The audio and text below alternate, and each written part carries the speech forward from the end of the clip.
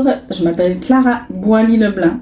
Je suis technologiste médicale pour le CIUS du Saguenay-Lac-Saint-Jean depuis maintenant 11 ans et je travaille à l'hôpital de l'Abbé.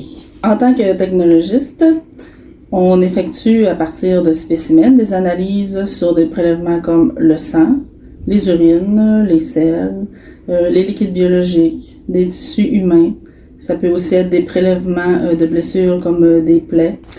Lorsqu'on les reçoit au laboratoire, on s'assure que l'échantillon est conforme, donc que le prélèvement a bien été fait, qu'il a bien été conservé et qu'il est adéquat de façon à fournir un résultat qui reflète l'état du patient. Des prélèvements conformes vont mener à des résultats fiables qui mènent à un diagnostic juste et ça va aider aussi au suivi thérapeutique ou même pour des recherches. Les diagnostics établis reposent à 85% sur les résultats de laboratoire. Les technologistes médicaux sont régis par un code de déontologie afin d'assurer la protection du public. On a 6 grands secteurs de pratique. Donc, il y a les prélèvements. Donc, c'est la base de notre travail au laboratoire. Et les prélèvements dans la région là, sont faits en majorité par des technologistes médicaux. Donc, on effectue les prélèvements sanguins.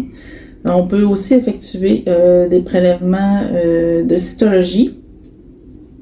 On fournit les explications pour les prélèvements que les patients doivent faire eux-mêmes, là, comme les tests d'urine ou de sel, parce qu'il y en a différents qui sont possibles. Il y a aussi des prélèvements de microbiologie qu'on peut effectuer, comme les SARM-ERV, puis les mycoses aussi, qu'on prélève au centre de prélèvement. Un autre secteur, c'est la biochimie. C'est au laboratoire, là, c'est là qu'on va analyser, on peut analyser des urines, les enzymes dans les tests sanguins, on peut aussi faire les tests dynamiques comme l'hyperglycémie provoquée, on peut analyser des médicaments, puis tout ça, ça va aider pour les suivis thérapeutiques. On a ensuite l'hématologie, qui est un grand secteur aussi. C'est là qu'on analyse les formules sanguines, les tests de coagulation. Il y a aussi des tests plus spécialisés pour la coagulation. On va lire des frottis sanguins également. Il y a la biologie moléculaire, où on a des analyses de cytométrie de flux, des analyses génétiques aussi. Ça travaille aussi conjointement avec le secteur de la recherche. Puis il y a la patho aussi, où le technologiste va préparer les spécimens de tissus humains qui sont recueillis soit lors d'opérations ou bien lors de prélèvements. Et puis il va les préparer il va les colorer et préparer des lames afin que les pathologistes puissent les lire sous microscope et émettre un diagnostic, soit de cancer ou autre, là, de tissus anormaux, ou pour des suivis de pathologies quelconques. Pour devenir technologiste médical, on doit suivre une formation au collégial de 3 ans. Donc, ça s'appelle le DEC en technologie d'analyse biomédicale.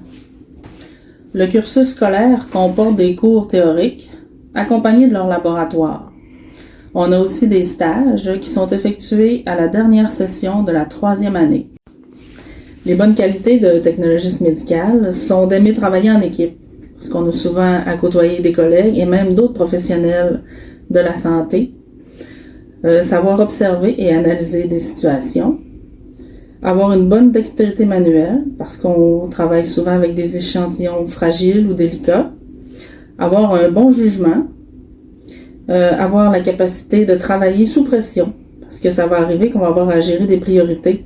Soit quand il y a des urgences ou quand on est seul sur les heures de repas, puis que, mettons, il y a une urgence en banque de sang, ça se peut que on capote un petit peu.